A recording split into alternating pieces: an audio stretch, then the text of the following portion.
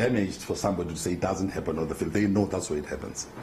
The worst form of it, by the way, is when, and it happened in Spain, we had to deal with some Spanish players. When this thing happens on the field by members of your own team, not the opposition. So it's got nothing to do with you are wrongly tackled. But there's another person who will say, I don't know why they even bought you to come here, why they thought of a black person like you here. It's been said in Italy. So you can't wash it away with a handshake or the exchange of a jersey. But I could feel this is a man who was full of contrition. Can we take these questions in batches? I think we are repeating them now. We'll take you have your hand up, there's you, and then Sam. Mr. Swale, Martin Kosi, BBC, you said that you had a telephone call with Mr. Blatter, and subsequent to that he issued the statement. Did you persuade him to issue the apology?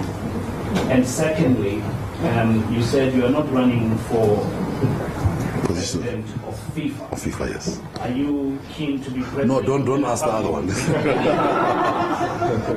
Let's debate the president of FIFA. My contact with president of FIFA, Sepp Blatter, was last night. So it's not something that happened this morning.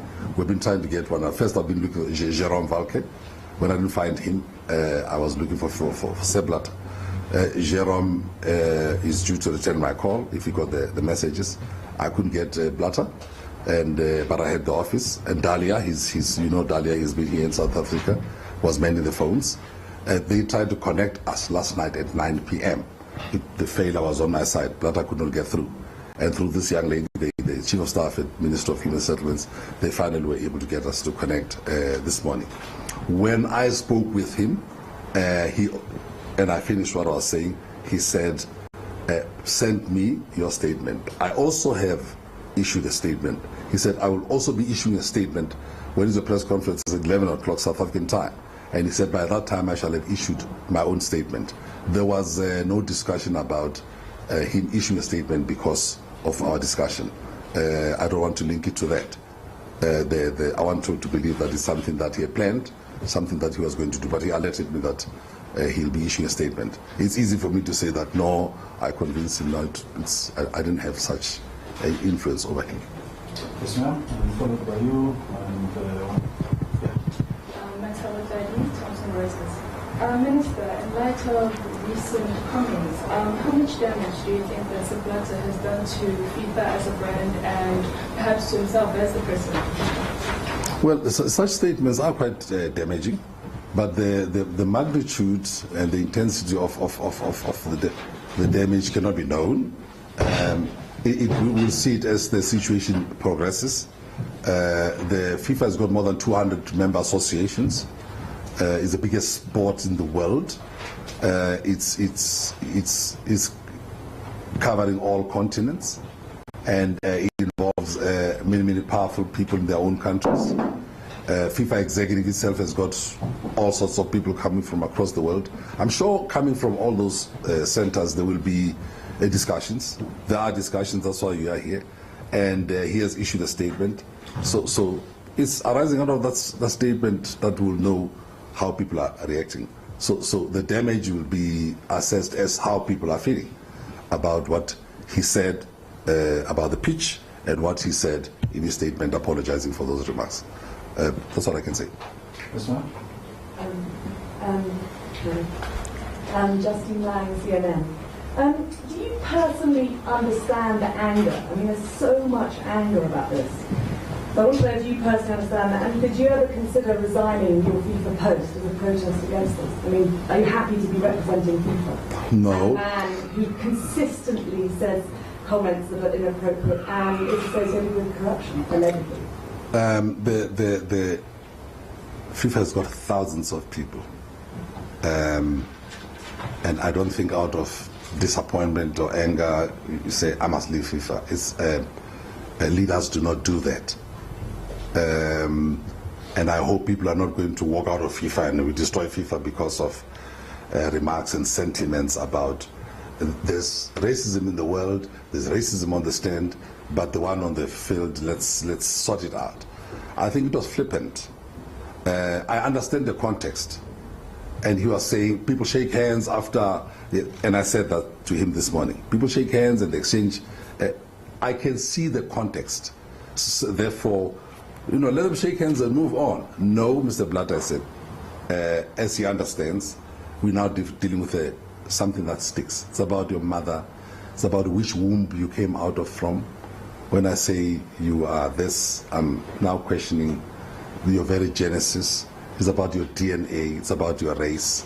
Patrice Evra will take a long time to recover from this type of thing. This happened to me in this country, not in football, but in life. I was born a black man, therefore apartheid did things to us. It's hurting, it's hurtful. I said, Pele said it breaks your legs. You find it difficult to play on. And you are watched, but especially these things are echoed, like Eto, who's now playing in Russia. When he was in Spain, people were throwing bananas into the field, meaning you're a monkey. They still do those type of things.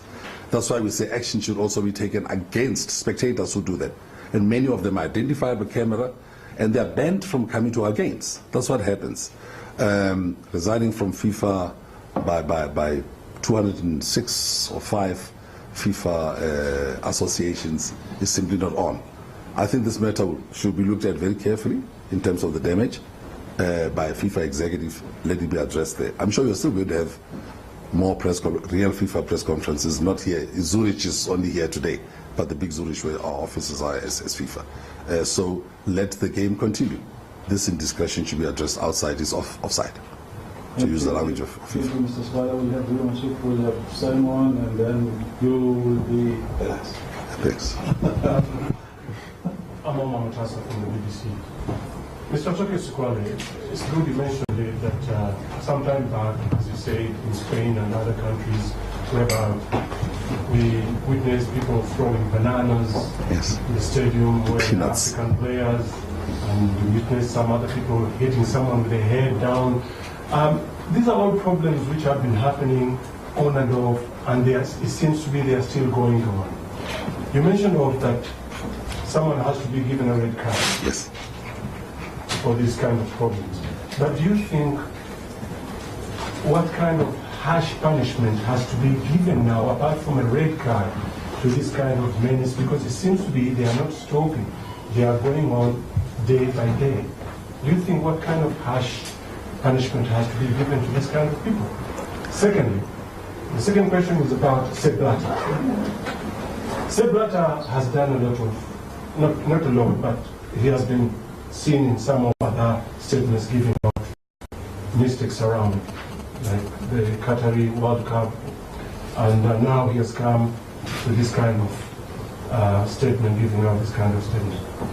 We have seen other FIFA executive members being caught up in problems, and some of them have accepted their mistakes, and some have not accepted their mistakes. But at the end of the day, they go. Do you think it's not time for Sepp Blatter now also to go? I answered last one. You are just making it stronger. You are quoting other examples. There are FIFA members, Mohammed,